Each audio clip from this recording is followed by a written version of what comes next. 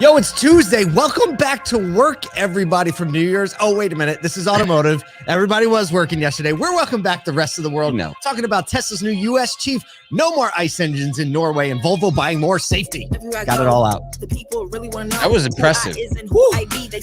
You did like a welcome and a three-topicer. I just felt it. Sometimes you feel you were like, you know, sometimes like when you're running, everybody's Kyle, better. since you're a runner, and you just feel good at those late miles, and you're like, you know what? I'm going for it. I'm going for it. I'm Yep. going for it. I'm telling you what, I will say, look, when it comes to running, just so everyone knows, nothing really feels comfortable till about 6 miles in anyway. So that's why everyone hates running. That explains why I've never felt comfortable running. Yeah, nobody ever makes it to 6. Once you get to 6, you just keep going. No big deal. It's like kids, right? Once you get to 5, you're like, well, who's going to notice, right? I don't know if that's how it works, Yeah. but okay, sounds good. That's why no one knows. No one knows. People. There's only a few people. We got a few friends that 13 got kids. 6. Yeah. Ask Glenn Lundy. He knows what's up. Yeah, no one actually has 5 kids. That's actually not a thing. It's either 4 or 13. That's the only option. That's that mushy middle, right? You just kind of got to keep pushing through. Oh, man, we got a lot of fun stuff to talk about today, but we're going to be thinking on the ground and in the dirt quite a bit. Speaking of in the dirt, we do have a podcast called In the Dirt. We released a new episode today, so you can search it in Apple or Google or Spotify, whatever. In the Dirt by With a Sodu. Is it With a Sodu? In the Dirt with a Sodu. Yeah.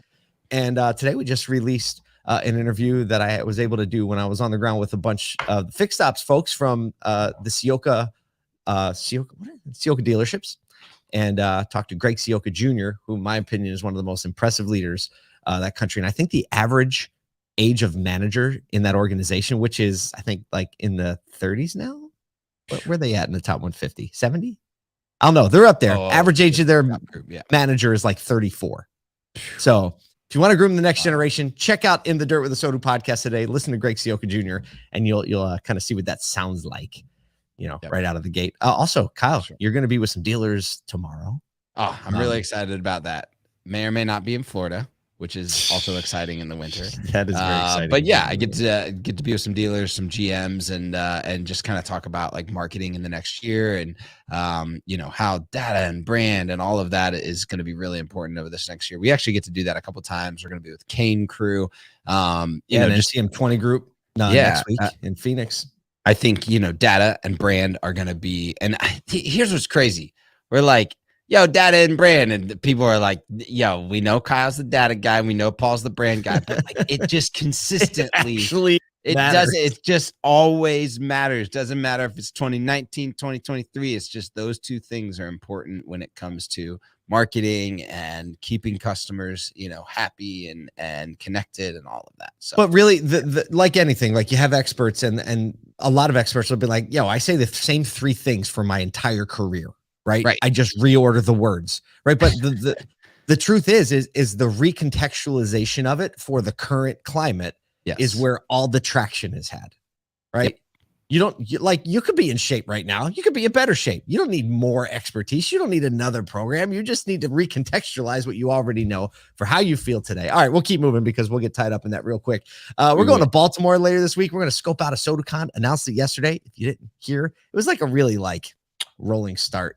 Just like we just threw out a little softball for you. Save the date, right? Yeah. It's a save the date. It's the end of September. What are the dates? 25th through 27th? Something like that. 26, 27, 28. Yeah, hang out that last week of September. Just draw a big circle around it because you're coming to Baltimore to hang with us at a SodaCon. It's going to be nuts. And you still make the end of the month. You'll be fine. Oh, absolutely. Absolutely. Yep. Yeah, we'll get you home in time to do all the stuff.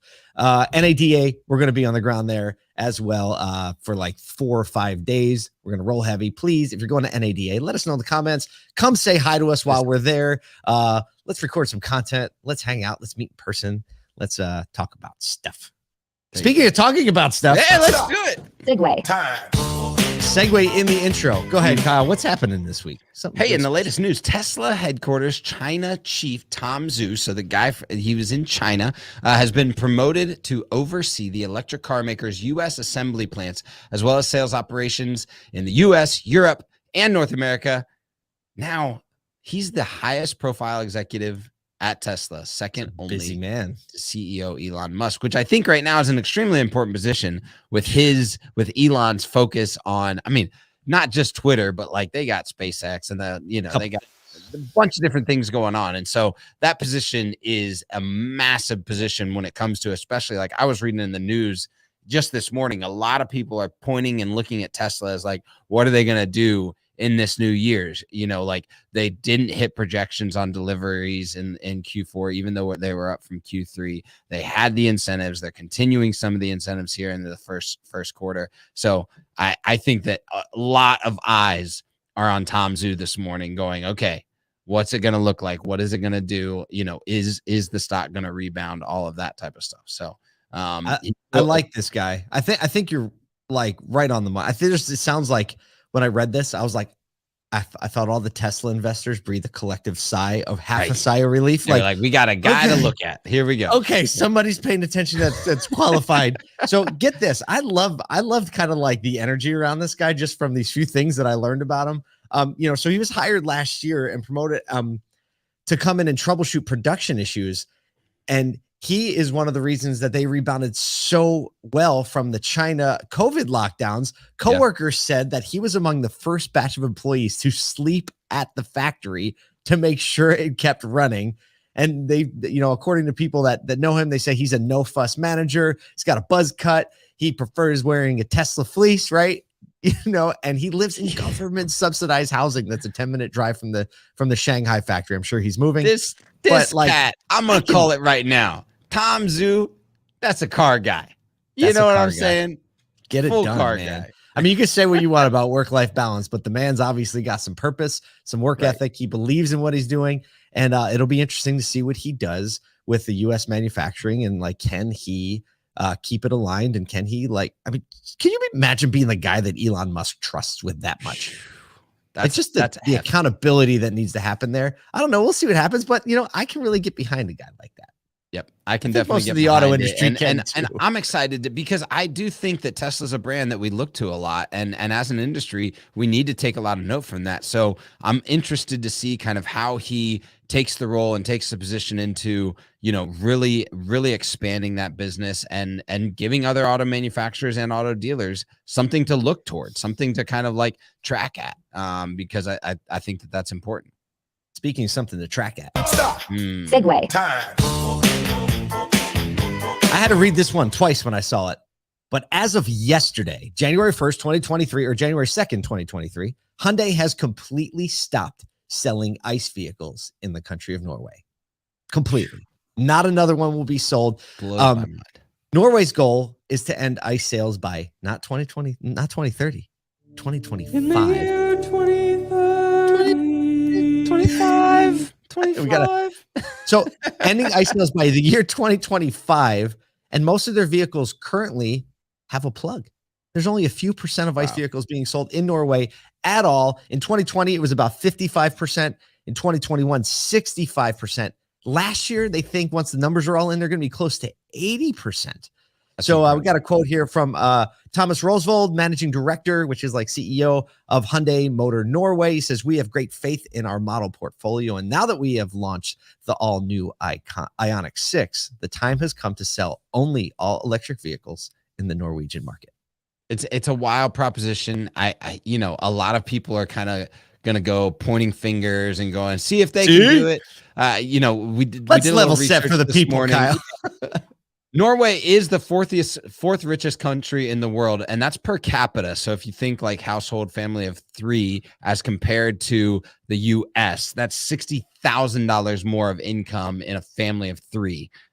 So just like put that on level set. Also, it only has a population of 5.4 million, which is about the size of Greater Philadelphia, where Paulie's all from. And twice. Also land mass, only the same size as New Mexico. Which New Mexico has a population of 2.12 million, but still landmass, and almost completely surrounded by water, and they get the majority of their electricity from hydro sources. So there are a lot of dynamics at play, but quite a one-to-one. Not a one-to-one, but I still think like there's going to be a lot of people looking at the way that the whole ecosystem works, how charging infrastructure works, because it's also not a fully developed country. I mean, even though it's a high per capita and it is a first world country, like there is like antiquated development from a structure standpoint. So, there's a lot to look at and go, what are they doing that other countries can replicate? A lot of the people live in like one part of the country too. Right. So it's like, take everyone from Philadelphia, put them in the southern end of New Mexico, have everything pretty much run by the government. So like you think standardization, the path there, but there is one element that I think we'll learn a lot from. And that's the fact that it's a cold climate. Yeah. You know what I mean? So it's deal. like, that's a question that a lot of people have right now, right? EVs, it's wintertime. People are like, oh, my car won't charge. My car won't do this. So definitely a lot to learn. And hey, weren't the Vikings from Norway? Yeah, something like that. They're kind of big too, right? Norwegians are really tall. Is that how it goes? I don't know. I'm probably getting myself in trouble. You're getting yourself full in trouble. Hey, one more interesting fact, and this is just an interesting fact, but if you want to move to Norway because you're just super in on EVs, you better get out your Rosetta Stone, because if you want to immigrate there, you gotta speak some Norwegian. You gotta speak Norwegian if you're gonna live or be a citizen of the country. So that's also a language that is just not easy to get. Not an easy language. I think that's Nordic by design. They're like, we got 5 million people here. We want to keep it that way. We got enough. We're cool. We're cool. We don't even need your oil anymore. I don't know. I thought I had one. It's gone. Speaking of Nordic countries. Oh yeah. Stop. Segue. You wrote it in the show notes, man. You wrote it in the show notes. Just not used to it. Segues are usually incredibly random and unplanned. And literally before the show, Kyle's like, you wrote a segue into the show notes today. And I was just like, I just forgot all about it because I wasn't even looking at the show notes. I'm just vibing, man. We're just vibing. Well, after buying out the last 13.5% of shares from whatever the company's stock symbol is, ECARX. Volvo is now the proud owner of Zenseact, an autonomous driving software development company. They're going to remain a standalone subsidiary, but basically they are dedicated to like figuring out all the autonomous and AI factors that provide zero accidents. Zero accidents is kind of their stated goal. And from the site, they say we're a company dedicated to revolutionizing car safety by designing a complete software stack for autonomous driving and advanced driver assistance systems, fighting to end car accidents and make roads safer for everyone. I mean, that's such a Volvo play, right? I mean, here's the thing. This is my like kudos on the purchase here and my argument for autonomous driving. I don't think that any autonomy that is really, really good is going to come from a manufacturer. I think it's going to come from a software first company. And I mean, Tesla is the one outlier on that because I believe they actually are a software first company. But I think that you're going to probably see more transactions or at least investments similar to this from legacy manufacturers looking at out and out software tech to bring in to execute autonomous driving at any level, just because I don't think that the time resources, R&D resources that are necessary for any level of autonomy can be housed at the OEM level. And so, I don't think this is the first time we're going to hear of, a manufacturer either fully taking over an autonomous vehicle company or at least buying a large amount of stock or portion of investment of a company.